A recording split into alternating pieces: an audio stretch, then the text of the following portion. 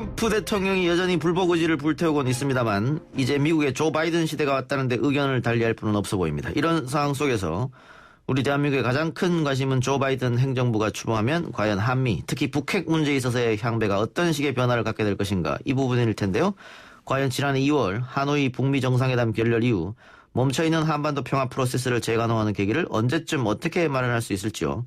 아마도 이 물음에 가장 정답에 근접한 답변을 해주실 분을 모셨습니다. 정세현 민주평화통일자문회의 수석부위원장 모셨습니다. 어서 오십시오. 예, 안녕하십니까. 예, 자주 좀 나와주십시오. 네, 오랜만입니다. 예. 자, 북미 관계 혹은 남북 관계만 놓고 봤을 때는 바이든보다 트럼프의 재선이 낫지 않겠느냐 이렇게 이야기하는 분들이 좀 있었거든요. 어떻게 보십니까 거기에 대해서? 일리는 있어요. 근데 뭐 특히 북한의 입장에서는 미국으로부터 그런 대접을 받을 수 있으리라고 생각을 못했을 겁니다. 예. 왜냐하면 정상회담을 하지 않았어요. 예. 싱가포르까지 가서 1대1로 만나가지고 악수를 하고 또 성조기와 인권기를 아주 교대로 걸어놓고 사진 찍고 그야말로 정상국가로 일약 등극하는 그런 꿈 같은 세월이 트럼프 대통령 시절이었습니다. 북한의 입장에서 볼 때. 예. 근데 트럼프 대통령과 김정은 위원장이 어떻게 보면은 북핵 문제 해결의 정석을 합의를 했어요. 예. 말하자면 오늘 얘기하려고 하는 한반도 평화 프로세스의 소위 그 실질적인 내용에 대해서 합의를 했습니다. 근데 합의만 했지 그걸 이행하는 과정에서 결국 실무 관료들한테 대통령이 발목이 잡힌 형국이 돼버렸었습니다. 예. 그러면서 진도가 못 나갔죠. 예. 바이든 정부에서는 트럼프 때와 같은 그런 속도감 있는 그런 그 진전은 기대할 수 없겠지만 그러나 그래도 이 예측 가능한 말하자면 바이든 대통령은 좀 예측 가능한 정치인이라고 생각합니다. 그런 점에서 우리가 정책을 잘 세워서 미국을 설득하면 우리가 상황을 주도할 수 있는 가능성은 오히려 높아진 거 아니냐. 그렇게 좀 볼 수 있을 것 같습니다. 예. 일단 바이든이 당선됐으니까 예측 가능성 면에서는 조금 더 낫다. 근데 이런 지적하는 사람도 있는 것 같아요. 오바마 시절 바이든이 부통령이었는데 뭐 소위 말하는 전략적 인내 이렇게 하면서 아무것도 하지 않지 않았느냐. 그 오바마 정부 시절에 그 전략적 인내라고 하면서는 오바마 정부만의 선택은 아니었었습니다. 예. 솔직히 말해서 대한민국 정부가 북한과 협상을 안 하려고 했기 때문에 보수 정권이어서 이명박 정부가 비핵 개방 3천이라는 정책을 앞세우면서 북한이 비핵화하겠다는 걸 확실하게 보여주면은 회담에 나가겠지만 그렇지 않으면 우리는 회담 자체를 거부한다는 입장으로 돌아서 버리니까 미국으로서는 뭐 손해볼 것이 없죠. 왜냐하면 우리한테는 북핵 문제가 죽고 사는 문제지만 미국한테는 북핵 문제가 그렇게 죽고 사는 문제는 아닙니다. 최대 피해자가 될 수 있는 한국이 싫다고 관심 없다고 그러는데 미국이 왜 서두르겠어요. 그런데 중요한 사실은 그 오바마 정부 4년, 이명박 정부, 박근혜 정부 9년 동안에 북한이 핵실험을 정확히 오바마 정부 8년 동안에 북한이 핵실험을 4번이나 했습니다. 예. 그러니까 당시에 부통령이었던 바이든 지금 당선자는 자기가 결정권이 없었지만 이게 전략적 인내라는 것이 이렇게 끔찍한 결과를 가져왔다는 점에서 지금 반성하고 있을 거고 그때는 한국 정부가 그걸 전략적 인내 쪽으로 갈 수밖에 없도록 밀어넣은 측면이 있으나 이제는 한국 정부가 종전선언으로 시작해서 한반도 평화 프로세스를 본격적으로 가동하자는 식으로 미국 정부를 설득해서 끌고 나가면 바이든 대통령 당선자도 취임 후에 한국 정부와 막 기회를 같이 하는 예. 그런 대북 정책, 북핵 정책을 추진해 나갈 수 있으라고 기대합니다. 트럼프 시절 때 우리 정부가 중재자 역할 뭐 이야기했었고 또 탑다운 방식이었는데 이제는 그거 하지 않겠다는 거 아니겠어요? 실무협상? 그러면 네. 우리 정부가 조금 끼어들 여지가 있다 이 말씀입니까? 탑다운 방식의 회담은 싫어하죠. 전통적으로 미국이 탑다운 방식으로 북핵 문제를 풀려고 그랬었습니다.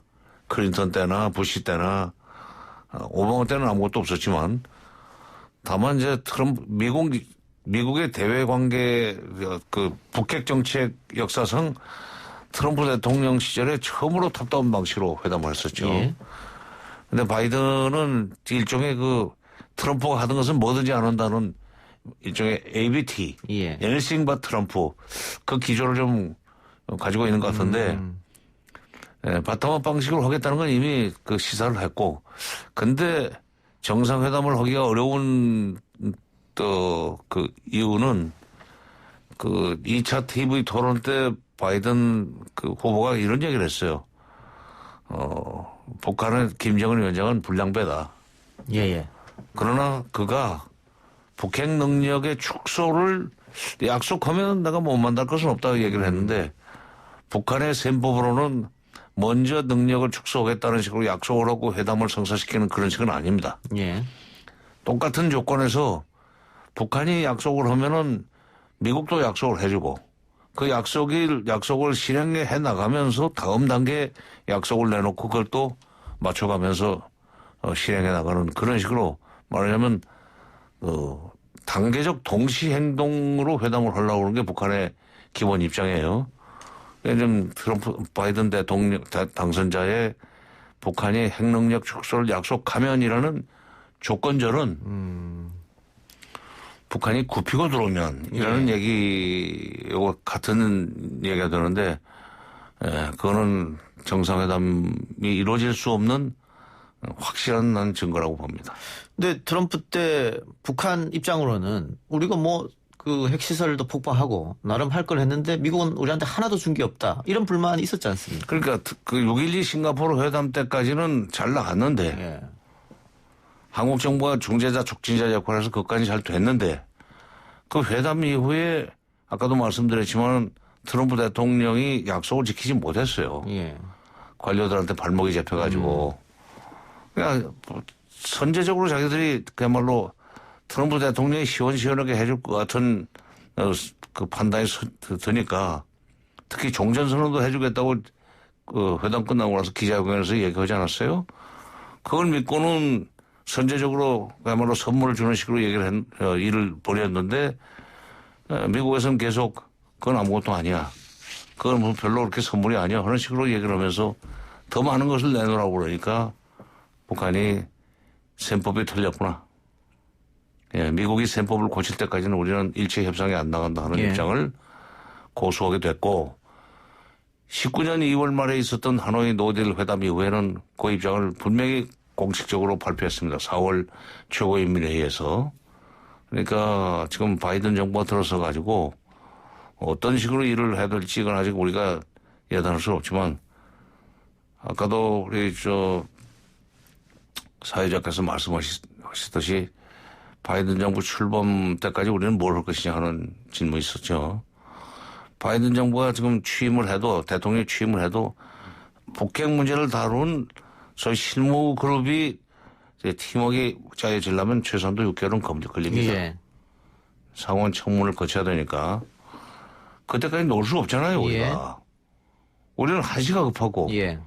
미국은 아까도 말씀드렸지만 북핵 문제 해결되면 좋고 안 돼도 그뿐인 그런 느긋한 입장인데 그러니까 그때 그 시간을 우리가 좀 선용하자. 말하자면 유엔 대북 제재에 저촉되지 않으면서 예. 북한의 인도적인 여러 가지 지원 사업 같은 것을 좀 적극적으로 추진해가지고 특히 이제 보건 의료 쪽은 이거는 이미 문 대통령이 북쪽에다 제안도 많이 해놨지만 그런 쪽의 일을 좀 시작할 수 있도록 한미 간에 협의를 해서 그건 뭐 그 대북정책 실무팀이 꾸려지지 않아도 백악관하고 청와대가 잘 보조를 맞추면 안보부 장관은 바로 들어올 테니까 그렇게 할 수 있으라고 생각합니다. 그리고 예. 또 지난 10월 10일 날 있었던 노동당 창건 75주년 행사 때 김정은 위원장이 연설에서 재미있는 대목이 있어요. 예.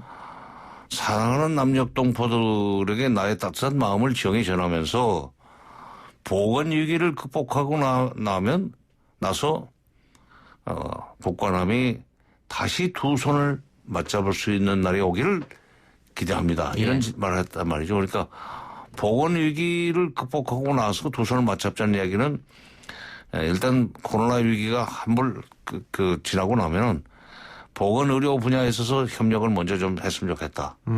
그리고 그것은 꼭 정부가 나설 필요는 없는 거 아니냐는 그 뉘앙스가 어디에 들어있냐면 남쪽의 대통령한테는 친서로 뭐 여러 가지 얘기를 했지만은 그날 연설에서는 사랑하는 남녀 동포들이라고 그랬어요. 그 얘기는 민간 차원에서 먼저 그런 일을 했으면 좋겠다는 바람이 거기에 녹아 들어가 있었다고 봅니다. 그러니까 이런 문제를 우리가 6개월 동안 북한과 좀 풀어나가겠다. 이건 유엔 대북 제재도 걸리는 문제도 아니고 또 북한의 핵 능력을 키워주는 것도 아니니까 핵 능력이나 미사일 능력을 키워주는 것도 아니니까 우리 정부가 그걸 하는 것을 미국이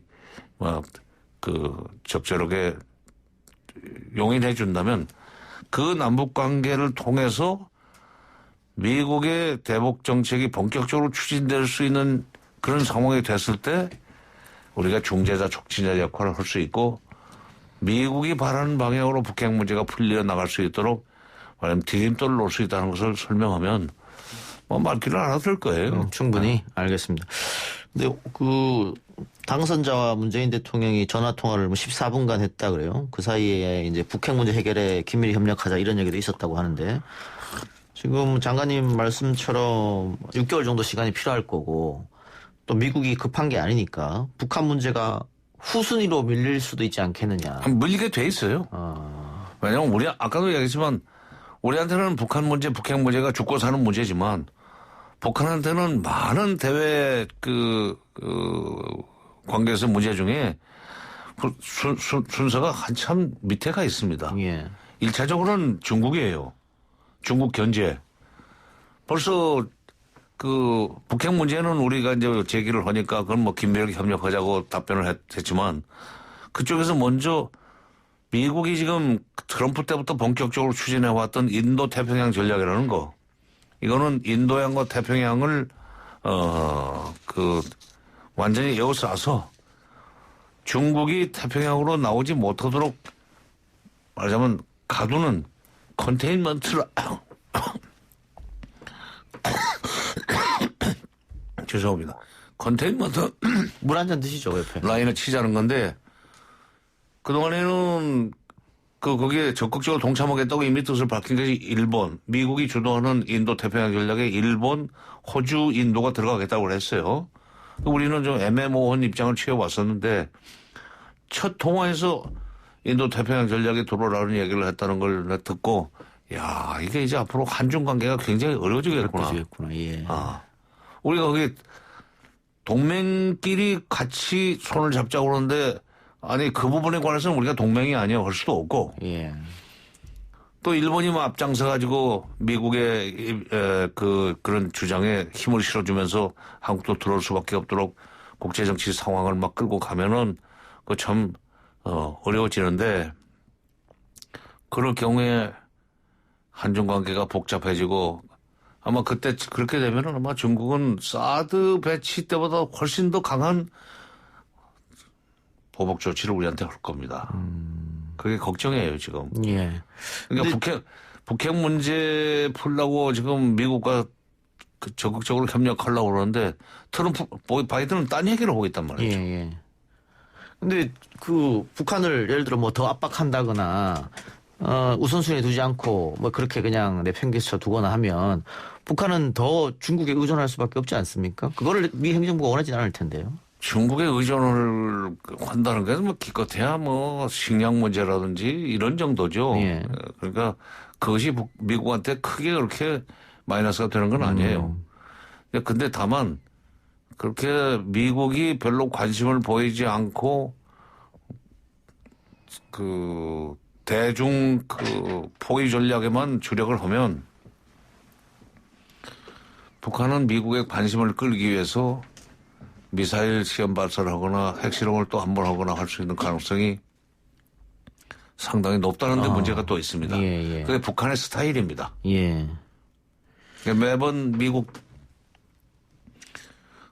미국의 새 정권이 들어섰을 때 그들의 미국의 관심을 유도하기 위해서 소위 러브콜을 하는 게 아니라 벼랑 끝 전술로 관심을 끄는데 그 사람들의 특징이 있고 또 그렇게 해서 몇 번 성공을 했어요. 성공의 추억이 있습니다.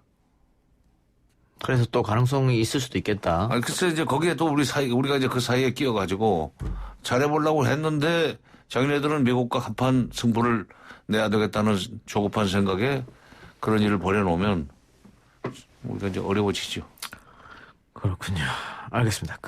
언론에서 이제 바이든 당선인을 친한파다 이렇게 쓰기도 하고, 김대중 전 대통령하고 관계, 워낙 존경했던 사람이다, 이런 얘기도 하고 하던데, 그게 혹시 남북 문제에도 연관이 있을 수 있을까요?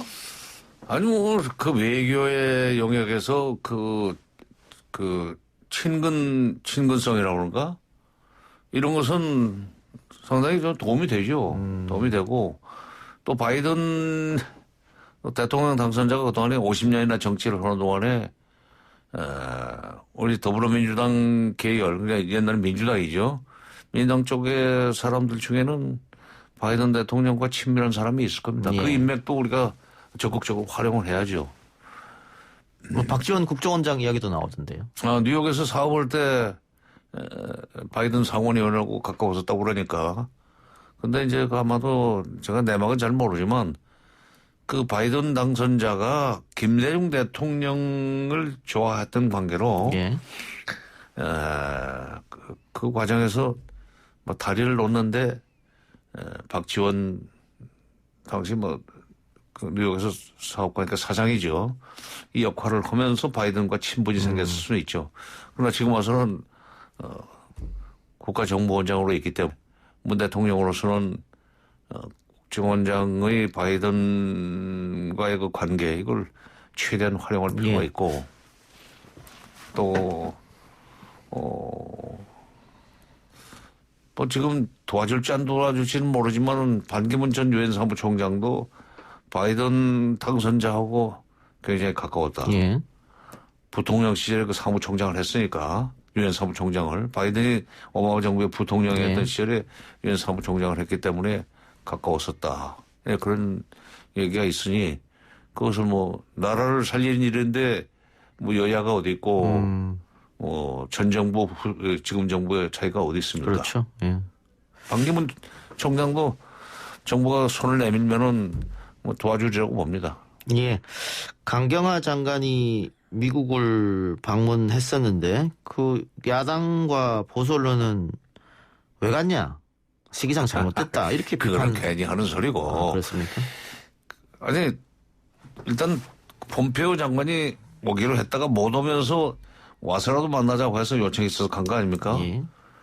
그러니까 그동안에 주 카운터파트로서 활동을 했던 사람들로서는 작별 인사하러 가는 의미도 있지만 또 폼페이오 장관은 불복 라인에 섰으니까 어쨌건 끝까지 유종의 미를 거둬야 된다면서 만나야 되는 거고 간 김에 바이든 쪽의 인맥과 접촉을 시도하는 것은 한국의 외교부 장관으로서는 당연한 도리죠. 예. 왜 가기는 왜 가요? 그렇게 해서 한마디라도 좋은 얘기를 해줄 수 있는 사람들하고 연결을 해놓으면 나중에 그게 큰 힘이 되죠. 아니 예. 티끌모아 태산인데. 알겠습니다. 예. 왜 갔냐고 하면 어떻게 해요? 자, 대통령이 종전선언에 대한 의지도 밝혔었고요. 또 미국 의회에서도 미국 의회 의원 여러 명들이 종전선언을 지지한다는 성명도 발표했습니다만 지금 이렇게 정권이 바뀌었기 때문에 당분간 종전선언 이야기는 안 나올 것 같기도 하는데요. 미국에서는. 아니 그렇게 비관적으로 볼 건 없고. 예. 지금 이게 사실은 한반도 평화 프로세스라는 북핵 문제 해결 방안은 99년 9월 달에 클린턴 정부에서 나왔던 겁니다. 예. 당시 그것을 만들었던 사람이 클린턴 정부 1기 국방장관을 지냈던 윌리엄 페리 당시에는 대북 정책 조정관이었는데 그 윌리엄 페리가 만들었던 한반도 평화 프로세스 세칭 페리 프로세스를 다시 한번 20년이 지났지만은 한번 좀 써볼 필요가 있다. 예. 일단 민주당끼리였기 때문에 또 하나 물론 그때는 북한이 핵실험도 하기 전이었고 미사일의 사거리도 그렇게 길지 않았을 때입니다. 예. 한 1,500km 정도밖에 안 나갔을 때인데 이제 미사일 사거리도 늘어나고 핵실험도 6번이나 한 북한을 상대로 해서 문제를 풀려고 할 때 그게 적실성이 있느냐는 의문은 제기될 수도 있지만 원리는 그대로 쓸 수가 있어요. 문제는 북핵 문제나 미사일 문제는 간단합니다. 미국이 수교해주고 군사적으로 북한을 치지 않겠다는 약속만 하면은 예. 북한은 핵을 언제든지 내려놓겠다는 거죠. 예. 그건 도바다리 대화에서 김정은 위원장이 분명히 얘기를 했어요. 미국이 정전하고 불가침만 보장해주면 우리가 왜 핵을 가지고 경제적으로 어렵게 살겠습니까? 그 말이 그 북한의 속내를 그대로 드러낸 건데 그러니까 20년 전에도 사실은 그 페리 프로세스는 1단계, 2단계, 3단계 접근을 하지만은 북한이 미사일 능력을 미사일 실험을 중단하고 그다음에 핵 개발을 중단하면은 마지막에 3단계에 가서는 북미 수교, 북일 수교를 하고 한 번 더 평화협정을 체결해 준다. 그거였었거든요. 지금 문재인 대통령이 지난 9월 23일 날 유엔 총회에서 연설했던 종전선언이라는 입구로 들어가서 한 번 더 평화 프로세스를 시작하자. 평화협정을 체결해서 한 번 더 평화를 가져오자. 그 내용은 똑같습니다. 그러니까 20년이 지났지만 쓸 수 있는 거고 당시 한 번 더 평화 프로세스, 페리 프로세스에 대해서 이쪽에서 일방적인 것이 아니라 페리 장관이 직접 평양에 들어가서 북한의 동의를 받아가지고 나온 거예요. 예. 이렇게만 한다면 자기들이 핵 개발도 안 하고 미사일 개발도 할 필요가 없다. 수교하는 것 자체가 불가침 조약 아닙니까? 그거는. 그렇죠. 불가침 조약을 체결해야만 수교로 넘어갈 수 있죠. 예. 그러니까 지금 문 대통령 싱가포르 북미 정상회담에서 트럼프 대통령이 합의해 준 게 북미 수교, 평화협정. 그다음에 김정은 위원장은 그러면 한반도에 비핵화하겠다. 두 가지를 미국이 주면은 비핵화하겠다고 했던 거거든요. 야, 이거. 알겠습니다. 좀 물 한잔 드시고 그 사이 지금 재난 방송이 하나 들어와서 안내해 드리도록 하겠습니다. 산림청에서 나온 재난 방송인데요. 건조특보 대비 산불 예방 수칙입니다. 전국적으로 건조한 날씨가 이어져 산불 발생 위험이 매우 높아지고 있습니다. 산림과 가까운 곳에서는 불로키를 삼가하고 입산 통제구역 출입을 자제하는 등 산불 방지에 각별한 관심과 주의를 기울여 주시기 바랍니다. 산불을 발견했을 때는 산림청 042-481번에 4119번 혹은 소방서 119, 경찰서 112, 가까운 시군구 산불 방지 대책본부로 바로 신고하여 주시기 바랍니다. 이상 산림청에서 알려드렸습니다. 재난방송 안내해드렸고요. 자, 계속 얘기를 이어지면 일본 쪽에서 도쿄올림픽 때 각국 정상을 초청해서 북핵 육자회담을 하자 이런 안이 나온 것 같은데. 글쎄요. 일본은 아이디어가 원래 많은 나라입니다. 예. 그 실현 가능성 김정은 위원장이 도쿄까지 간다. 그다음에 많은 사람 중에 하나로 완오브댐으로 나타나는 거 별로 그렇게 좋아하지 않을 겁니다. 예. 스타의식이 있기 때문에. 예. 그럼 북일 정상회담은 어떻습니까? 일본은 하고 싶어하는 것 같던데. 근데 이제 북일 정상회담은 그냥 무조건 만나자는 얘기를 일본에서는 잘 하지만 과거사 문제가 있어요. 예. 과거사 문제는 여러 가지 징용 문제도 있고 위안부 문제도 있지만 특히 일제 35년 통치에 대한 배상금 문제가 있습니다. 예. 그 배상금을 톡톡히 쳐주지 않으면 만날 필요 없다는 게 북한의 입장이에요. 예. 배상금 문제를 비롯한 과거사 문제에 대해서 일본 입장이 확실해야만 정상회담을 할 수 있을 거예요. 그 예전에 박정희 정부 때 우리가 했던 8억 달러 그런 것처럼 배상을 받아야겠다 이 말이네 북한도. 그렇죠. 지금 그때보다 훨씬 많이 받아야 된다는 그렇겠죠, 입장이고 아무래도. 예. 이미 2002년 9월달에 고이즈미 총리가 평양에 직접 들어가서 북일 정상회담을 했죠. 그다음에 공동 성명도 합의를 해서 발표했는데 그때 내막적으로 한 300억 달러를 일제 35년에 대한 배상금으로 주기로 했는데 또 그 대신 납치자 문제를 깨끗하게 북한이 해결을 해주겠다고 약속을 했습니다. 근데 그 배상금을 주는 조건이 한 방에 확 주지 않고 예. 우선 세도막을 친다 이러니까 북한에서 별로 흥미를 잃었고 또 하나는 그때 납치 문제를 해결하기 위해서 유명한 요코다 메구미의 유고를 찾아서 보낸다고 보냈는데 그게 가짜였다는 사실을 그냥 즉석에서 공개해가지고 일본 여론이 뒤집어져 버린 바람에 북일 관계 정상화는 그걸로서 끝났습니다. 그때 예. 그 뒤집은 사람이 당시 고이즈미 총리를 수행했던 관방부 장관 자격으로 수행했던 아베 신조입니다. 어허. 아베 신조가 일을 뒤집어 놨어요. 그리고 그 반복의식을 키워가지고 그 바람을 타고 총리를 지금 몇 년을 했습니까? 예. 최장수 총리가 됐죠. 예. 그러니까 대북 적대감을 국내 정치에 이용해서 총리를 했던 아베 총리의 계승자인 스가 요시히데에 대해서 북한이 신뢰를 할지 조금 차별을 한다고 그러는데 배상금 문제에 대해서 물밑 대화가 이루어져야 되고 그다음에 그 납치 문제에 대해서 일본이 그거를 제일 중요한 일본 의제로 삼겠다고 하면은 가능성은 없다고. 가능성 사라지 희박해지는 그걸 건너뛰어서 뭐 사국 정상이 만나서 종전선언을 하느니 마느니 하는 것은 그거는 솔직히 저는 실현 가능성이 없다고 생각합니다. 알겠습니다. 근데 지금 미국 대선이 이제 뭐 아직 시끄럽긴 합니다만 거의 끝나가는 상황인데 북한이 조용하네요. 어떤 반응도 내놓지 않고 완전히 있는. 결론이 날 때까지는 좀 기다릴 거예요. 예. 어떻게 보면은 트럼프가 되기를 바랐던 그 심리 저변에 트럼프가 되기를 바랐던 그 정서가 조금 반영된 것 같기도 하지만 저 사람들이 뭐 바이든이 될지도 모른다는 식으로 뭐 중계방송국 하는 그런 처지잖아요. 그리고 저번에 요즘은 연말을 앞두고 그때 노동당 창건 75주년 기념일이었던 10월 10일 날로부터 연말까지가 딱 80일입니다. 예.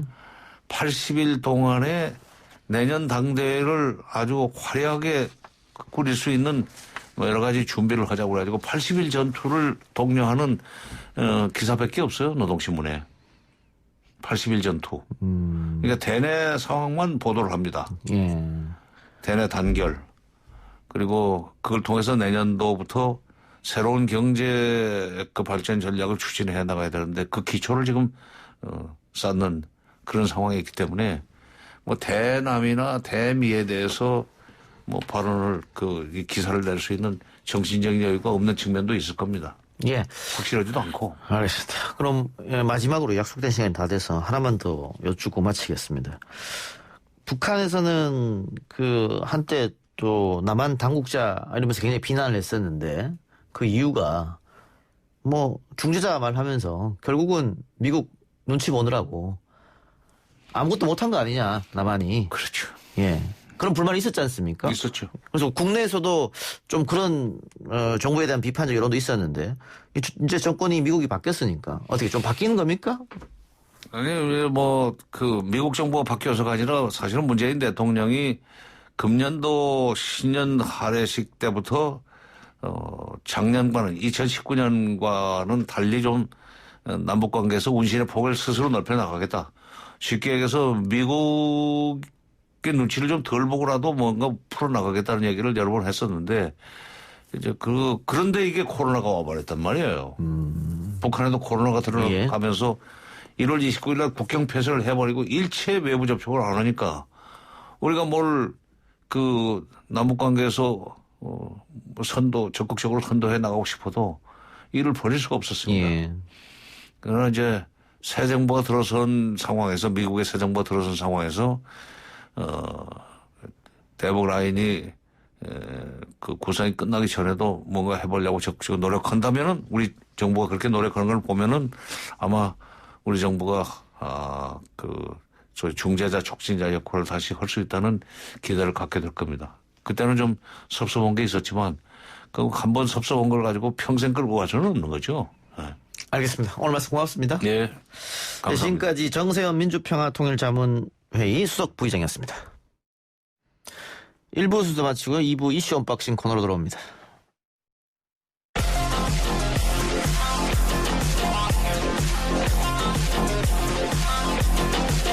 이슈 박싱 오늘은 시사저널 유지만 기자와 함께합니다. 어서 오십시오. 예, 안녕하세요. 단독 냈네요? 예, 그렇습니다. 예, 많이 바빴을 것 같은데 단독 기사 나가고 김봉현 전 회장 측에서는 얼토당토 않는 소리다 이렇게 반박했어요. 예, 어제 입장을 냈는데요. 네. 뭐 누가 누구랑 대화를 나눈 건지도 모르겠다. 뭐 이런 입장을 변호인은 통해서 밝힌 걸 저도 봤습니다. 네, 근데 그 녹취록은 기사에 나왔고 예. 오늘은 시사저널 유튜브에서 음성을 공개했던데 예, 김봉현 전 회장 목소리 맞습니까? 예, 맞는 걸로 판단하고 있고요. 뭐 맞다고 뭐 단정 뭐 치진 않겠습니다. 맞는 걸로 판단을 하고 있고, 그리고 뭐 김봉현 제가 제보자 측에서도 일단 김봉현 씨가 확실하다는 뭐 입장이고 밝혔고요. 예. 저희도 그래서 뭐 저희도 음성 공개까지 하게 됐습니다. 제보자는 어떻게 취재원 보호하시는 거고? 예, 맞습니다. 예, 알겠습니다. 그 녹취록에 등장하는 여권 인물들은 사실이 아니다라고 얘기하고 있습니다. 뭐 법적 조치도 시사한 것 같은데요. 예, 일단 뭐 김영춘 국회 사무총장하고 그다음에 김오수 전 법무부 차관이 오늘 기사를 보니까 이제 그 검찰에 이제 저희를 이제 고소를 하신 것 같더라고요. 예. 예. 근데 뭐 녹취록이 입수가 됐으니까 보도를 안 할 수도 없었을 테고 예. 나름 또 크로스 체크 취재를 해봤을 거 아니에요. 예, 뭐 저희 입장에서도 이 부분이 이제 사실관계가 어떤지를 좀 면밀히 따져봤고, 그리고 뭐 녹취록과 녹취 파일이 있을 때 이게 보도 가치가 있다고 판단을 했기 예. 때문에 보도하게 됐습니다. 근데 이번에 공개된 녹취록은 김 전 회장이 체포되기 전에 예. 통화했던 내용이네요. 예, 주로 이제 3월 통화가 좀 막 이제 체포되기 며칠 전 통화 녹취가 있는데, 이제 그 부분은 이제 검찰 관련 얘기, 도피, 해외 도피를 얘기하는 부분이고, 이제 3월 통화 부분은 이제 소위 말해서 여당만 폭로하겠다는 취지로 이제 여당 인사들과 관련된 뭐 로비 내용 이런 것들이 주를 이루고 있습니다. 그러니까 녹취 내용 보면 야당은 필요 없고 여당만 오픈해라 뭐 이런 내용이었잖아요. 예, 그러니까 그 부분이 좀 상당히 의미심장한 것 같아요. 예. 그러니까 뭐 일각에서는 이 뭐 사기꾼 말을 다 믿을 수 없는 거 아닌 녹취 아니냐 뭐 이런 평가도 하시는데, 저는 그것보다는 오히려 그 제보자께서도 선택적 폭로라는 표현을 썼지 않습니까? 예. 그러니까 사실은 이것도 뭐 부정이라면 부정이 있는 거고, 그다음에 옥중서신을 통해서 한 부정이 있는 것 같다면 예. 그걸 김봉현 회장이 이제 자기 유리한 대로 폭로를 하는 거에 대한 문제의식을 주로 느끼신 것 같고요. 이게 만약에 수사를 해야 된다면 뭐 공평하게 모든 부분을 다 오픈하고 수사를 하는 그래요. 게 맞는 예. 것 같습니다. 그 김봉현 회장의 편지에서는 검찰에서 여야 다 얘기했는데 야권은 수사하지 않고 여권만 하더라. 예, 그래서 뭐 내가 그렇게 폭로한다. 예. 이렇게 했는데 체포되기 전에는 야권은 하지 말고 여권만 폭로해라고 지시했다는 거잖아요. 예. 근데 그 폭로 내용 중에 검사 친구가 나가라 그랬다. 이런 내용도 나오는데 그건 뭔 뜻입니까? 그러니까 일단 검찰 친구라는 표현을 쓰면서 예. 이제 김봉현 회장이 이제 내 걱정을 하더라. 예. 그러면서 나가라. 뭐 이런 식의 표현을 쓰더라고요. 그리고 지금 본인이 여권을 만들기 시작을 했다. 뭐 해외를 가서 나와 같이 뭐 해외를 눌러보자. 뭐 해외에서 지내야 되겠다. 이렇게 얘기를 했는데. 그럼 검찰 친구가 도망가 있으라 이랬다는 겁니까? 그렇죠. 뭐 여기 있으면 어쩌려고 그러냐. 이렇게 조언을 해줬다는 부분이에요. 사실 저희가 이제 뭐 앞으로도 취재를 해야 될 부분이고 예. 뭐 하고 싶은 부분이기도 한데, 사실 이제 김봉현 회장이 이제 편지를 통해 가지고 이제 검찰 측에도 좀 문제가 있다는 식의 폭로를 했지 않습니까? 예. 이 부분도 사실 그러니까 검찰 수사팀 관련된 의혹들도 이제 좀 수사를 하거나 진상을 좀 적극적으로 밝혀야 되지 않나 싶습니다. 이 예. 검찰 친구라는 표현이 저도 이제 기자로서가 아니라 개인적으로 봤을 때는 이렇게까지 이렇게 도주 중이었잖아요. 예. 이렇게까지 뭐 소통을 하는구나 좀 놀란 부분이 있었거든요. 지금 김봉현 전 회장의 뭐 주장이나 녹취가 어디까지 사실인지는 알 수는 없습니다만, 예. 여든 야든 예. 문제가 있으면 다 수사를 해서 밝혀야 되는 거고, 예. 그 만일 검찰 친구가 나가라고 했다고 하면 그건 도피를 조장한 것이고 수배 중인 범인을 보호해줬다는 거 아니에요? 예. 그것도 상당한 문제잖아요. 그렇죠. 그런 것도 다 한번 살펴봐야 될 것 같은데, 그 녹취록에 문무일 김호수 얘기도 나옵니다. 예. 문무일 전 검찰총장과 김호수 전 법무부 차관에게 이제 로비를 했다.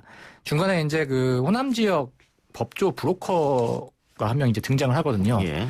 이건 이제 다른 루트인 거죠. 이제 일종의 여당 쪽 로비를 한 거는 이강세 사장을 통해서 이제 한 것이고, 그다음에 그 검찰 관계자, 검찰 인사들 문무일총장이나 뭐 김호수 전 차관 같은 경우에는 다른 이제 브로커를 통해 가지고 이제 관계를 맺었다는 내용인데 뭐 김호수 전 차관이나 이쪽을 통해서는 그냥 약간 인사청탁도 했다는 식의 녹취 내용이 나와 있습니다. 그러면 법조 브로커를 통해서 검찰과 법무부 쪽의 로비. 예. 이강세 전 MBC 사장을 통해서 여당 인사들에게 로비. 예. 배달 사고 가능성은 없나요, 혹시? 배달 사고의 가능성은 있습니다. 그 부분은 이제 수사의 영역이기 때문에 저희가 뭐 어떻게 밝힐 수는 없는 부분이지만 한 가지 이제 의미심장한 거는 이 녹취록에 나와 있는 여당 인사 혹은 뭐 전 검찰총장이나 법무부 차관과의 유착은 저희가 취재한 바에 따르면 이 라임 사태 이전부터 좀 맺어온 예. 그러니까 어떻게 보면 오래된 스폰서 관계라고 하는 게 오히려 맞는 것 같고요. 그다음에 그 김봉현 회장의 옥중서신을 잘 보시면 라임 사건과 관계 있는 것이라고 해서 폭로를 한 건 이제 검찰과의 의혹이었거든요. 예. 그러니까 어떻게 보면 일견 김봉현 회장의 말이 맞는 부분도 있어요. 라임 사건만 국한해서 본다면 본인이 말한 대로 뭐 야당 인사 혹은 검찰 쪽에 로비를 한 게 맞을 수는 있겠죠. 예. 하지만 김봉현 전 회장이 이게 본인이 도피하는 와중에 여당과의 오랜 유착관계를 흘려라 해서 관심을 돌리려고 한 것으로 보이는데 이 부분도 이미 이제 내용이 이렇게 나와 있는 이상 오래된 유착관계라면은 그것도 뭐 현행법에 위반되는 사안이기 때문에 그렇죠. 이 부분도 진상을 밝혀야 될 것으로 보입니다. 그 폰타나 모임은 뭡니까? 녹취록에 등장하던데? 그 필리핀에 있는 한 리조트인데요. 예. 주로 이제 그 뭐 여당 인사들이 이제 뭐 야인이라고 표현을 하더라고요. 야인 시절에 뭐 이분들을 데리고 이제 이강세 씨가 주로 주축이 돼서 거기에 있는 골프 리조트에 가서 주로 모임을 하는 모임이 있었다. 이렇게 지칭을 했습니다. 그러면 돈은 김봉현이 되고 이강세가 이 사람들이 여권 인사들을 데리고 로비를 했다 이 말이네요. 예, 그런 취지죠. 그럼 이거는 뭐 출입국 기록 오픈해보면 금방 알 수 있겠네요. 그러니까 이게 김봉현 회장의 녹취록을 잘 보면은 단순히 이런 내용만 얘기하는 게 아니라 그 측근에게 뭘 보면 증거가 있을 거다. 뭘 까보면 뭐 어디 증거가 있을 거다. 이런 얘기들을 해요. 그러니까 이거는 아예 없는 얘기를 했다기보다는 본인이 어느 정도 입증할 수 있다. 여차하면 본인의 의사에 따라서 입증하는데 나서겠다라는 취지로 읽힙니다. 체포 후 전해지는 이야기하고 체포되기 전 녹취록 사이에 간극이 있는 부분도 있습니다. 앞뒤가 안 맞는 얘기도 있는데 검찰 관계자의 도움을 받았다는 것은 뭐 공통된 사항이거든요. 예, 맞습니다. 지금도 김봉현 전 회장은 그렇게 주장하고 있고 이 녹취록 관련해서 검찰 측 이야기 들어봤습니까? 검찰 측은 이제 저희가 남부지검 쪽에 이제 뭐 입장을 물어봤는데 뭐 늘상 나오는 이제 수사 중인 사안이라 뭐 답변을 할 수 없다라고 했고요. 뭐 비공식적으로 제가 뭐 검찰 측 내부의 입장을 듣고 있습니다만 그걸 여기서 말하기는 좀 적절치 않은 것 같습니다. 이주영 전 검사 현 변호사죠. 예. 지금도 현직 검사들과 함께 그 술 접대 받으러 간 게 아니라 예. 전 검사들과 같다 이렇게 주장하고 있거든요. 근데 이 부분에 대해서 김봉현 전 회장 측에서는 술 마신 날짜를 특정했어요. 두 날짜로 특정을 했고 뭐 작년 7월 한 유력한 날짜가 나왔죠. 제가 이제 지금까지 취재해본 상황에서 이제 말씀을 드리자면 약간 이제 시간이 좀 오래됐고 했기 때문에 뭐 이주영 변호사 쪽에서도 뭐 그런 쪽에 입장을 정리를 한 것 같고요. 사실인지 아닌지는 아직 파악은 잘 안 된 것 같습니다. 뭐 수사를 더 해봐야지 이제 내용이 나올 것 같은데요. 김봉현 회장 입장에서도 이렇게 날짜까지 특정을 했다는 거는 어느 정도 그 사안에 좀 뭐 디테일이라고 해야 될까요? 자세한 사안에 대해서 본인이 어느 정도는 알고 있는 부분이 있기 때문에 얘기를 한 거 아닌가 싶습니다. 근데 JTBC 취재를 보면 그 룸사롱에 있던 종업원들은 검사들이 왔다라고 얘기했단 말이죠. 예. 그러면 변호사들이랑 갔다는 게 이주영 변호사 이야기인데 또 그건 또 배치되는 거잖아요. 예, 그 부분이 좀 충돌하죠. 그러니까 그 부분을 밝혀야 되는데 이제 뭐 저도 현재 이 부분을 좀 취재를 하고 있는 중이기 때문에 뭐라고 단정지어서 말씀드릴 수는 없습니다만 한 가지 확실한 건 뭐 아까도 말씀드렸다시피 김봉현 회장도 이게 없는 말로 계속 여론을 호도할 수 없다는 건 아마 본인도 알 겁니다. 뭐 변호인까지 있기 때문에 이게 어느 정도 확신이 있는 것 같고 뭐 저도 이제 취재를 좀 더 해봐야지 결론이 나긴 하겠습니다만 아예 없는 얘기는 아니라고 좀 보고 있습니다. 예.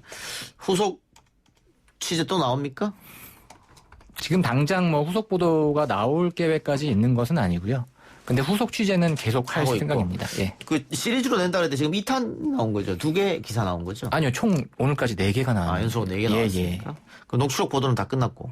녹취록 보도까지 하면 5개가 해서 이제 녹취 파일 오늘 예. 이제 공개하는 걸로 1차적으로 마무리가 한 번은 된 걸로 이제 보시면 될 것 그럼 같습니다. 갖고 있는 녹취록은 그 유튜브에 올라온 게 다입니까? 아, 예. 그걸 다 이제 공개했습니다. 예. 근데 기사에서 김봉현 전 회장의 날 것 그대로의 생각을 보여줄 수 있다는 데 의미가 있다 이렇게 썼던데 예. 그 상대방은 누구였어요? 측근이라고 보면 됩니까? 예, 측근 인사죠. 무슨 말인지 알겠어? 계속 이렇게 묻던데. 예. 그러니까 뭐 본인이 뭐 여기까지 말씀을 드려야 되겠는데 특정 언론사를 지칭하면서 이곳을 통해 이들의 비리를 폭로해라. 이런 취지로 지시를 하는 내용이에요, 사실은. 예. 이제 답변 부분은 저희가 이제 편집을 해서 올렸습니다만 너무 노출되면 안 되기 때문에 했습니다만 이 뭐 김봉현 회장의 육성이 그대로서가 있고 그다음에 당시에도 기사가 뭐 저희 시사저널에서도 기사가 좀 났었거든요. 이제 3월쯤을 해가지고. 근데 그걸 측근에게 지시하거나 어떻게 해야 관심을 돌릴 수 있다. 뭐 이런 부분이고요. 그리고 전반적인 녹취 내용은 김봉현 회장이 당시에 이제 이강세 씨에 대한 좀 원한이 좀 깊었던 것 같습니다. 예. 녹취록 전반에 이강세 씨에 대한 좀 원망과 욕설 이런 것들이 좀 많이 있습니다. 그러면 김봉현 전 회장은 다이렉트로 그 로비하는 선이 없었나 보네요. 이강세를 통해서 혹은 브로커를 통해서 했으니까. 그렇죠. 직접적으로 연결되는 선은 녹취록 상에서도 직접 연결되는 선은 그런 부분들은 있습니다. 그 정치인들에게 돈을 갖다 줬다고 표현할 때 직접 나하고 같이 가서 돈을 줬다. 뭐 이런 표현들은 나오는데 그 첫 관계를 맺었을 때는 중간에 누군가를 꼈던 것 같습니다. 이강세 씨한테 불만을 품은 거는 뭐 광주 MC 사장에서 물러나고 아무것도 안 할 때 내가 서울로 불러서 월급도 주고 차도 주고 법인카드도 주고 다 했는데 뭘 성사시킨 게 뭐 있냐 뭐 이런 거예요? 예, 그런 취지죠. 이제 로비를 그렇게 하고 이제 못했다. 점점 자신이 이제 자금적인 압박이 몰려오고 사업이 좀 잘 안 되다 보니까 그 부분에 있어서 이제 이강세 씨하고 좀 갈등이 많이 심해진 것 같습니다. 알겠습니다. 오늘 이슈 언박싱 여기까지 듣고 앞으로 계속 취재해 주시기 바랍니다. 알겠습니다. 고맙습니다. 예, 감사합니다. 잠시 날씨 교통 상황 듣고 오겠습니다. YTN 라디오 이동의 뉴스정면승부 3부 시작하겠습니다. 오늘은 전태일 열사가 온몸을 불사르며 부당함에 맞선 지 꼭 50년이 되는 날입니다. 아름다운 청년이 그렇게 떠난 뒤 지금의 우리의 모습은 어떨까요? 전태일 열사의 여동생이죠. 전순옥 전 의원과 함께 전태일 열사의 의미를 되새겨보겠습니다. 전순옥 전 의원님 나와 계십니까? 네, 안녕하세요. 전순옥입니다. 예, 벌써 50년이 지났네요. 네, 그러네요. 예, 감회가 또 남다르실 것 같습니다. 감회가 뭐 꼭 다른 사람과 다를 것 같지는 않고 많은 사람들이 느끼는 그런 제가 느끼는 거와 같이 느끼고 있지 않을까 생각을 합니다. 예, 일단 전태일 열사에게 국민훈장 무궁화장이 추서됐습니다. 축하드리고요. 네, 감사합니다. 다만 50년 뒤에 우리 노동 환경은 많이 바뀌었느냐? 물론 바뀌었겠죠. 그러나 전태일이 꿈꾸던 그런 노동 세상이 왔느냐? 그랬을 때 좀 아직 의문점이 남는 것 같습니다. 어떻게 보세요? 그거는 그렇습니다. 그리고 사실 그런 전태일 저희 큰오빠가 꿈꾸던 세상, 예, 근로기준법이 모든 작업장에 모든 노동 현장에 적용되고 모든 노동자들이 노동의 존중 그리고 인간의 존엄성을 지켜줄 수 있는 그러한 사회, 그거는 50년 후에도 그렇게 뭐 낙관적이지는 않고요. 예, 그런데 그거는 저는 국민이 만들 수 있다고 봅니다. 왜냐하면은 정부도 못해요. 예. 그리고 정부도 어느 정부가 정권을 잡느냐에 따라서 할 수 있고, 이번에 우리 촛불 정국으로 정권을 잡은 문재인 정부가 지금 짧은 시간이라서 참 많이 비판을 많이 받고 있습니다. 예. 기대했던 것보다 미치지 못한다고. 예. 그렇지만은 노동 존중의 원칙 그리고 노동 존중의 정책은 꼭 실현하려고 하는 그런 의지는 갖고 있다는 거죠. 예. 그랬을 때 우리 국민들이 그러한 것들을 실현할 수 있는 정부를 어떻게 우리가 만들어내느냐. 저는 그런 게 앞으로의 미래가 달려 있다고 봅니다. 예. 물론 뭐 문재인 정부가 개선하려는 의지는 방금 의원님 말씀은 있겠습니다만은 여전히 뭐 택배 과로사 노동자들이 속출하고 있고요. 또 산업재해로 사망하는 노동자들도 평균 하루에 6, 7명씩 나오고 있는 상황입니다. 그렇습니다. 예. 전태일 여사가 이 모습을 보면서 많이 좀 안타까워할 것 같긴 한데. 네, 그래서 저도 50주년을 맞이하면서 왜 많은 사람들이 전태일 50주년에 이렇게 집중하고 관심 가지고 이야기를 할까? 과연 전태일이 50년 동안 살아와서 전태일의 그 자신 때문에 그럴까? 저는 그렇지 않다고 봅니다. 예. 50년 전에 근로기준법을 준수하라. 우리는 기계가 아니다.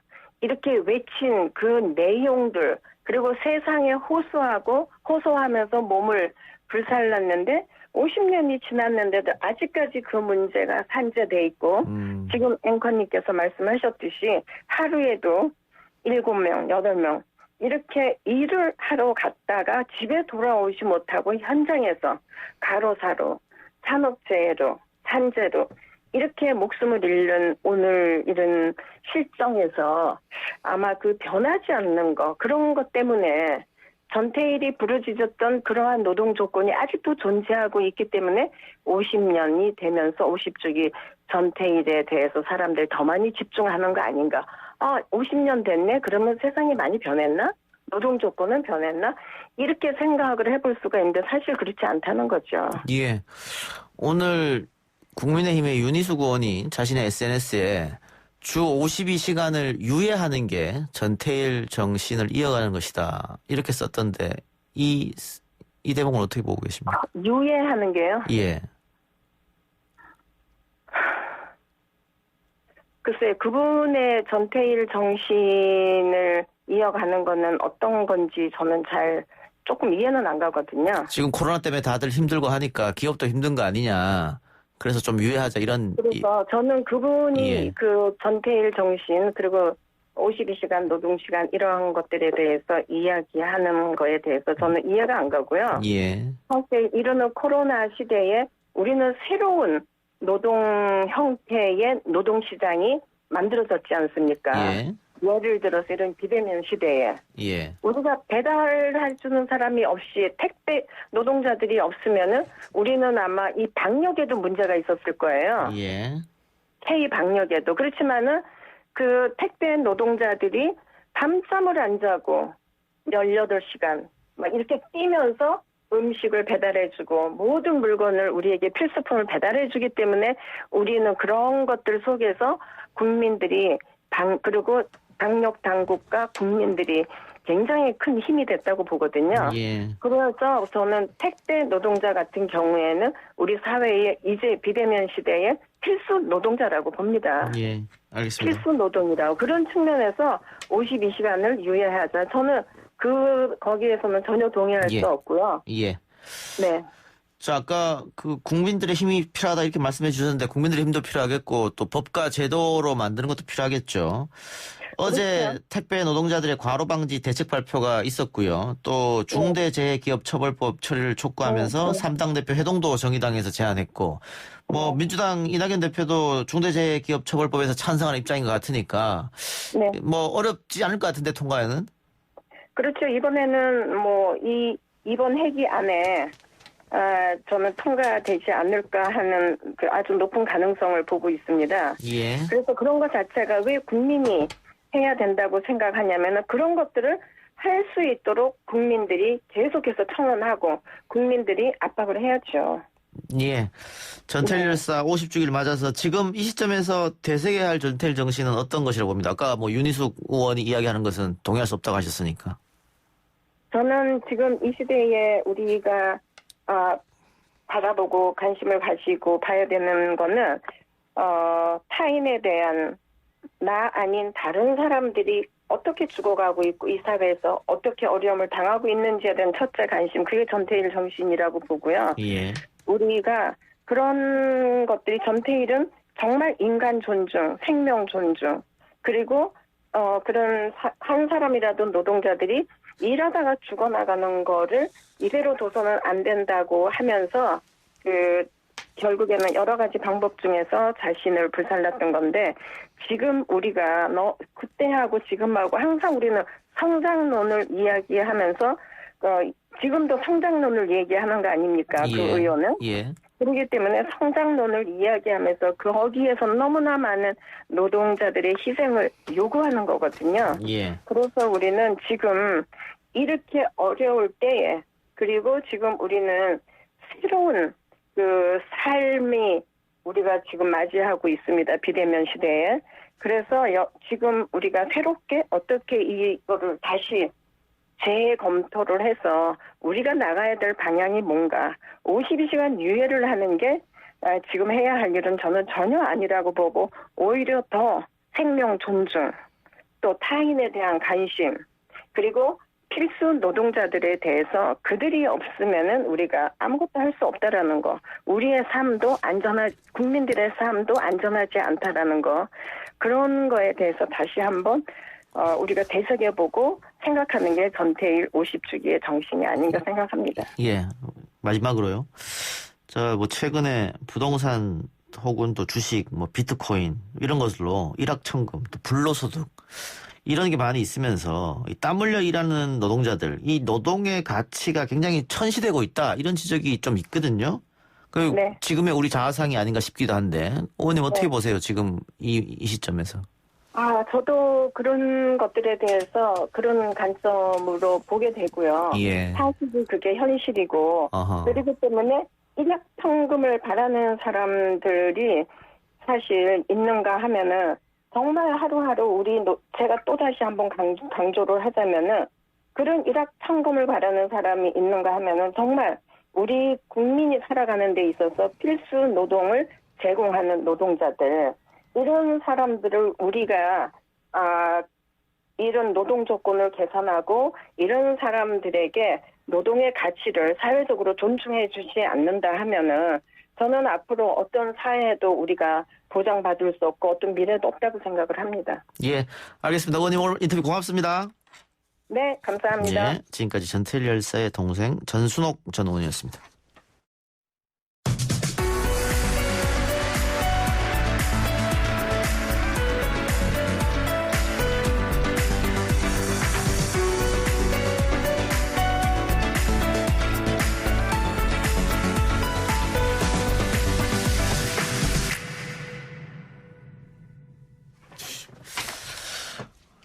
예, 이어지는 인터뷰입니다. 오늘 정면 인터뷰에서는 청취자 여러분들도 많이 반가워하실 분을 모셨습니다. 이동의 뉴스 정면 승부의 한 코너이기도 했었습니다. 사건 대장의 박상규 기자. 그동안 안 보여서 뭐 하나 했더니 드라마 작가가 돼서 돌아왔습니다. 오늘 모시고 이야기 나누도록 하겠습니다. 박상규 작가님 어서 오십시오. 예, 안녕하세요. 오랜만입니다. 보고 싶었습니다. 예, 우리 같은 아파트 주민인데 한 1년 동안 한 번도 못 본 것 같네요. 그러니까 왜 안 마주치지? 보고 싶었는데. 예, 그동안 어떻게 지냈습니까? 예, 뭐 진실탐사그룹 셜록을 일도 계속 같이 하고 있고요. 예. 드라마 대본을 썼습니다. SBS에서 방송하는 나라라 개천용이라는 드라마를 제가 직접 한번 써봤습니다. 뭐 원래 뭐 시나리오 이런 공부는 하신 적이 있어요? 그런 거 전혀 안 해봤죠. 예. 예. 근데 기자 생각을 하실 때 어떻게 갑자기 작가로 뛰어들 생각하셨어요? 전혀 예상 못한 일이었고요. 제가 예전에 박준영 변호사랑 같이 재심 3부작을 같이 진행한 적이 있었어요. 네. 익산 택시기사 살인 사건, 3대 나라 슈퍼 3인조 강도치사 사건, 무기수 김신혜 사건 그것을 취재하고 책 지연된 정의로 펴냈는데 그거를 한 제작사에서 드라마로 만들고 싶다고 나와 박준영 변호사의 활약을 버디 무비를 만들고 싶다고 제안을 해주셔가지고 그러면 예. 변호사와 기자 예, 그대로 그렇죠. 담겨 있습니까? 그럼요. 거의 뭐 싱크로율이 장난이 아닙니다. 그럼 본인 이야기라고 볼 수 있겠네요. 예, 좀 부끄럽지만 내 얘기를 내가 드라마로 썼죠. 썼다. 예. 예. 그 역할 누가 지금 역할 하고 있어요? 박준영 변호사 역할은 권상우 씨가 예. 하고 있고 예. 제 역할 박삼수 기자 역할은 배성우 씨가 하고 있습니다. 배성우 씨가 예. 안 닮은 것 같은데. 머리카락만 좀 배성우 씨가 많고 비슷합니다. 여러 면에서. 어떻게 시청률 좀 나옵니까? 맨 처음에 시청률 한 바로 10% 넘을 줄 알았는데 예. 그런 기대는 지난주에 깨졌고요. 예. 처음에 1, 2주 잘 나왔다가 지난주 좀 꺾였어요. 근데 이번 주에는 좀 올라가지 않을까. 지금 몇 회까지 했어요? 예? 몇 화까지 방송됐습니까? 4화까지 방송이 됐고요. 예. 오늘 5화가 방송됩니다. 기대가 되네요. 총 몇 부작인데요? 총 20부작입니다. 20부작. 알겠습니다. 이 실제 이야기인데 혼자 쓴 건 아니죠? 혼자 썼습니다. 혼자 썼습니까? 예. 그래요. 기자는 원래 혼자 하는 걸 좋아하잖아요. 예.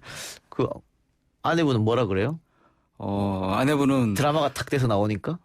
무조건 계속 쓰라 그러죠. 드라마가 어쨌든 간에 원고료가 있으니까 열심히 쓰라 그러죠.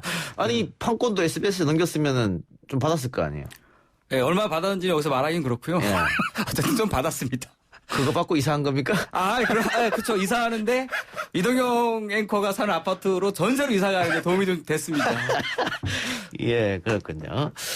자, 이게 미스 함무라비 보좌관의 각정한 감독이 맡았다고 했는데, 전작이 인기가 있었잖아요. 예, 뭐 괜찮게 인기 있어요. 처음에 연락 왔을 때 놀랬겠어요. 맨 처음에 연락 왔을 때 그때 제가 셜록을 만들고 계속 적자를 볼 때였거든요. 아하. 그래서 이참에 그래도 적자에 벗어나겠다. 생활에 보탬이 되겠다 해서 일단은 덜컥 쓴다고 무조건 쓴다고 그랬죠. 예. 바로 그냥 제안을 하셨길래 무조건 제가 써보겠습니다. 그렇게 바로 도전했습니다. 예. 근데, 처음 쓴 건데 굉장히 잘 썼다. 이런 평가가 주로 이룬다. 본인이 그렇게 떠들고 다닙니까? 아니면? 좀 부끄러운데요? 어쨌든 뭐 평가는 나쁘지 않은 것 같습니다. 제가 잘했다기보다는 뭐 감독님하고 배우하고 스태프들이 좀 잘해주시는 것 같습니다. 예. 이거 보니까 미스 함무라비도 부장판사 출신이 썼더라고요. 예. 그 현직 판사가 썼었고, 그 곽정원 감독님께서는 좀 주로 그 현장 출신에 해당 당사자가 쓰는 것을 좀 선호하시는 것 같더라고요. 그래서 저한테도 기억 같습니다. 배성우 씨가 본인 역할로 연기를 하는데 예. 마음에 들어요? 아니면 좀 불만입니까? 너무 마음에 들고 이 사람은 천재 같아요. 예. 우리 엄마가 놀리더라고. 어쩜 너하고 그렇게 똑같이 나오냐. 일단 더러운 게 너하고 똑같다 그러더라고. 엄마가 전화 와가지고. 만나보기도 했어요? 배성우 씨하고? 배성우 씨하고 총 많이 만나지는 않았고 총 3번 정도 만나봤습니다. 예. 그래서 뭐 다양한 얘기도 해주고. 예. 근데 실제적으로 그렇게 많이 어울리지는 않았는데 한 뭐 3번 1시간 뭐 총 다 합쳐 2시간 정도 만났어요. 예. 근데 뭐 거의 저랑 똑같이 연기를 하시더라고요. 그러면 이거 작가 생활 하면서 이거 쓰느라고 기자 생활을 못 했겠네요. 기자 생활 하고 있습니다. 그러니까 이렇게 보시면 돼요. 제가 이 나라의 개천용을 집필한 기간이 한 2년 정도 되거든요. 예. 근데 2년 동안 제가 양진호 보도했었고, 예. 케어 박소연 씨 그 동물 안락사, 비밀 안락사 보도했었고, 인천공항 루렌도 보도했었고, 같이 저희 후배 기자들하고, 이번에 그리고 또 은행권의 정유라 그 부정 채용 기사 그 쓰고 있고. 그러니까, 술을 안 먹었어요, 제가. 술을 안 먹고, 저녁에 약속을 잘 안 잡고, 예. 그 보도도 하고, 기사도 쓰고, 후배 기자로 써오면 데스킹하고, 예. 또 제 대본도 쓰고, 뭐 거의 열심히 살았습니다. 계속 아까 근데 셜록이 적자라 그랬잖아요. 예. 지금은, 이런 영업 비밀이라서 말하기는 어려운데, 지금 옛날만큼은 어렵지는 않고요. 그나마 많은 분들이 저희 유료 독자로 참여해 주셔서, 또 예. 이동영 앵커님께서 많이 도와주셔서, 예.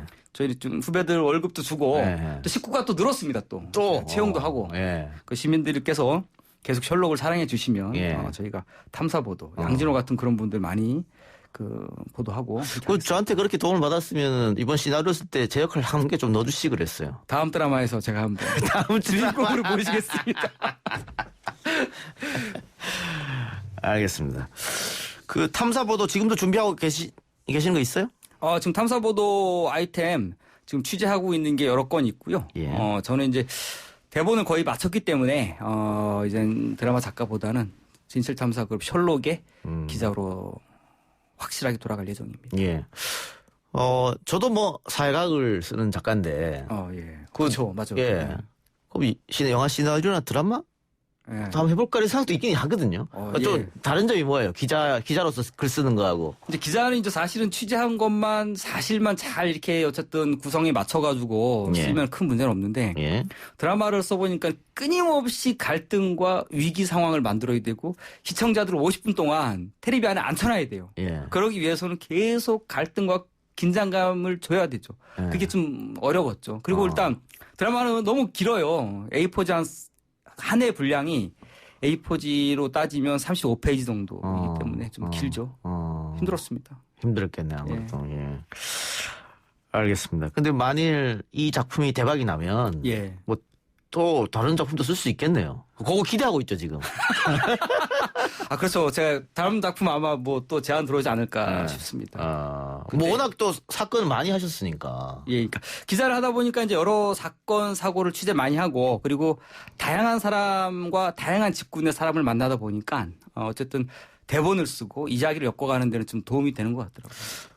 뭐 어쨌든 셜록이 처음에 폭로하면서 양진호 씨는 결국 구속이 됐고 예. 또 형량도 꽤 많이 받았죠. 예, 7년 받았고 현재 지금 2심 최근에 검찰 구형이 났습니다. 11년 구형이 났고 다음 달 1일 그때 이제 법원 선고가 2심 선고가 예정돼 있습니다. 예.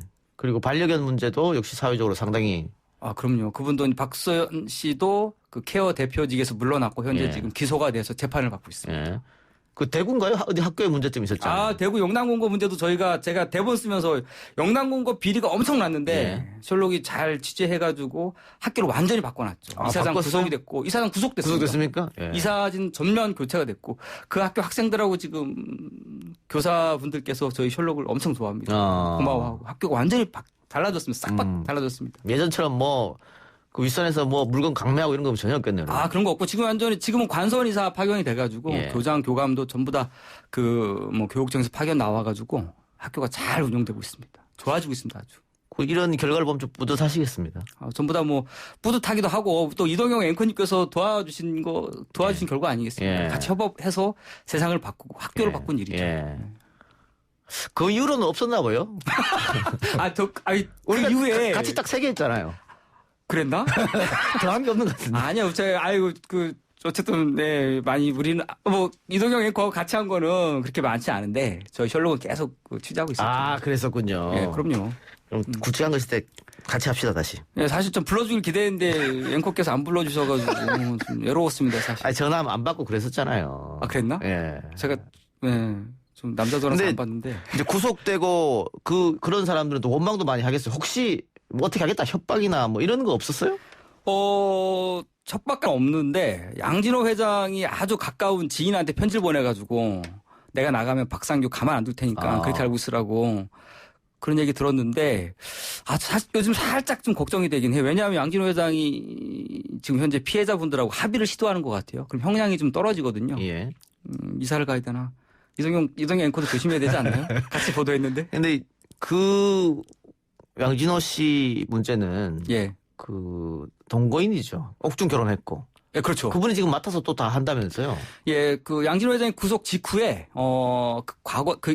구속 이전에 동거했던 여성이랑 혼인 신고를 했습니다. 구속 예. 직후에 혼인 신고를 해가지고 그분이 지금 위디스크하고 파일놀이 대표이사고 거기서 여전히 불법 음란물 유통이 되고 1년에 200억 원의 수익을 얻었어요. 양진호 회장은 옥중에서. 그러면 아까 얘기했던 뭐 그 반려견 문제나 예. 학교 문제는 어느 정도 해결이 됐고 바뀌었으니까 예. 완전히. 예. 그럼 이 양진호 건은 양진호만 구속되고 회사는 바뀌지 않았다고 봐야겠네요. 그러니까 크게 달라진 거는 없습니다. 디지털 성범죄 영상, 그러니까는 그 문제 영상들은 현재는 그런 영상 유통이 안 되는 걸로 저희는 파악이 되고 있습니다. 그 양진호 회사에서.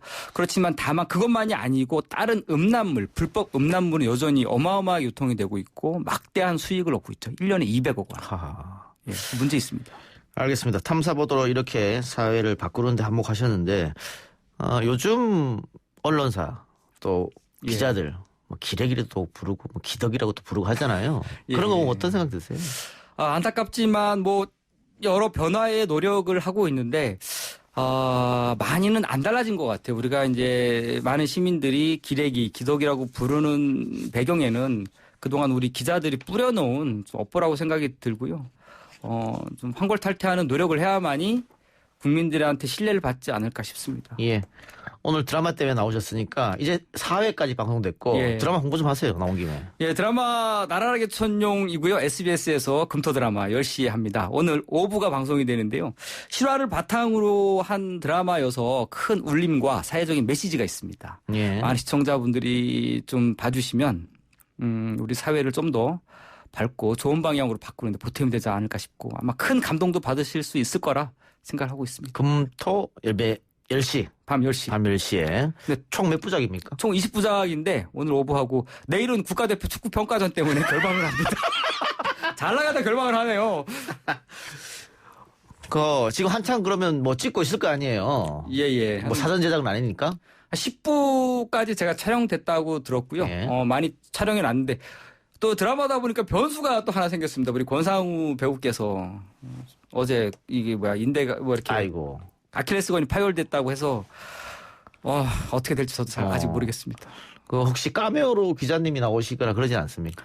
제가 적극적으로 제가 사실 비주얼이 좀 악역 같은 거 내지는 동네 이렇게 양아치 같은 역할에 최적화된 비주얼을 갖고 있는데 계속 요구를 했어. 감독님한테 나 좀 한번 출연시켜 달라고. 예.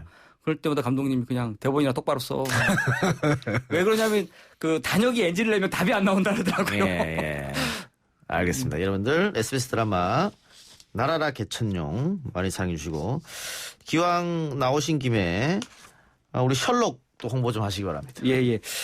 셜록이 그동안 직원들이 많지 않은 상황에서 저희는 그리고 광고라든가 기업의 협찬 그리고 공공기관의 협찬 없이 저희 독자들의 후원금만으로 그리고 독자들의 유료 구독료만으로 이렇게 세상을 많이 바꿔왔고요. 양진호 회장 비롯해서 좋은 보도 많이 하고 있습니다. 계속 저희한테 관심 가져주시고 유료 독자로 참여해 주시면 세상을 바꾸는데 아주 큰 저희가 역할을 하도록 노력하겠습니다. 예. 그때는 작년까지만 해도 기자가 몇 명 없었는데 지금 얼마나 늘었습니까? 기자 전체 직원이 저까지 합쳐가지고 5명입니다. 아유, 많이 늘었네요. 다 이동영 앵커 덕분 아니겠습니까? 그래도 하여튼 책임감이 또 있으시니까. 예. 이명석 기자는 아직 일하십니까? 이명성 기자 그대로 있고요. 예. 같이 열심히 하고 있고 김복용 기자도 그대로 있고 최근에 또 인턴 기자도 뽑고 승승장구하시기 바랍니다. 예. 구독료만으로도 이렇게 성장했습니다. 아이고 고맙습니다. 좋은 기사 쓴 덕분이죠. 예, 다음에 또 한번 대박 사건, 특종 사건 가져오시고요. 오늘 말씀 고맙습니다. 예, 고맙습니다.